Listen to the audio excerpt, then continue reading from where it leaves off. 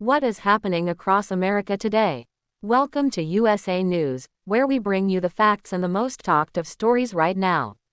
Drop a like, subscribe, and let's get into the details. Why are several states refusing to join Trump's Great American State Fair? As America prepares to celebrate its 250th birthday, a surprising political controversy is already stealing the spotlight. The Great American State Fair, one of the signature events tied to President Donald Trump's semiquincentennial celebrations, was supposed to bring all 50 states and U.S. territories together in a massive showcase of American culture, history, and pride. But now, just weeks before the event begins, at least 7 states have announced they will not participate. And the reasons behind those decisions are sparking a national debate. The fair is scheduled to take place on the National Mall in Washington, D.C. from June 25 through July 10. Organizers envisioned colorful pavilions representing every state, highlighting local traditions, tourism, food, music, and heritage. Supporters say the event is designed to unite Americans ahead of the country's historic 250th anniversary celebration. However, not everyone is on board. Connecticut, Illinois, Maine, Massachusetts, North Carolina, Oregon, and Washington have all chosen to opt out of participating in an official capacity. Interestingly, every one of those states is currently led by a Democratic governor. State officials insist that politics isn't the primary reason. Instead, they point to the cost of participation. While the nonprofit group Freedom 250 is covering the construction of the pavilions, states are responsible for staffing, programming, transportation, displays, and other operational expenses throughout the 16-day event. Connecticut officials said their resources are being directed toward local anniversary celebrations rather than funding a multi-week exhibition in Washington. Massachusetts Governor Maura Healey criticized the costs, arguing that taxpayer money should be spent elsewhere. North Carolina officials echoed similar concerns, saying their limited resources are focused on events taking place within the state. But Oregon's explanation added another layer to the controversy. A spokesperson for the state said officials were becoming increasingly concerned that the event was evolving into something more partisan than originally advertised.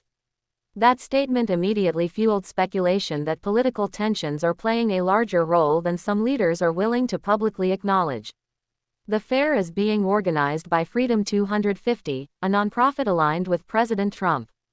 The organization was formed under Task Force 250, which includes members of Trump's cabinet. Although Freedom 250 insists it is nonpartisan, critics remain skeptical. Rachel Reisner, a spokesperson for the organization, pushed back strongly against those claims.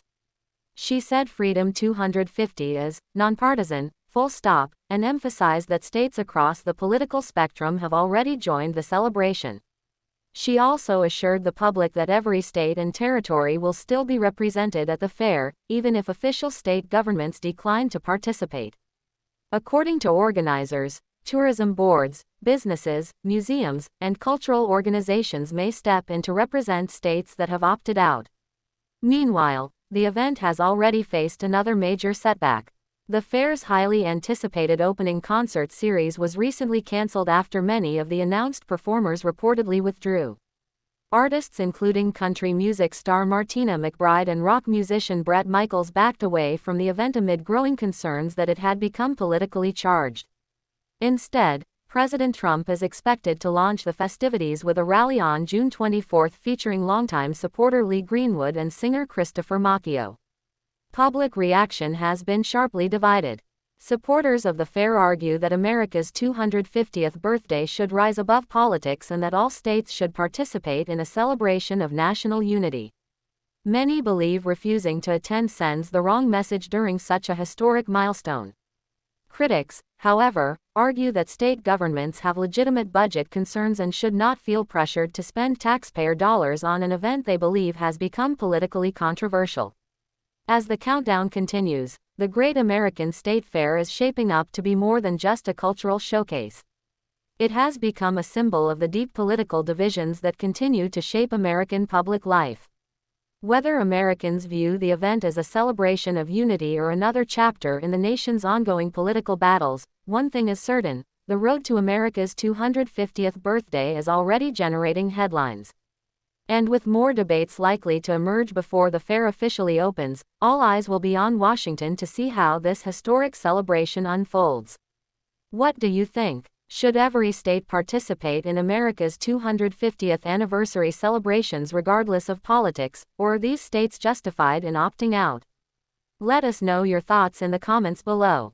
And if you enjoyed this update, don't forget to like, subscribe, and turn on notifications for more breaking news and political coverage.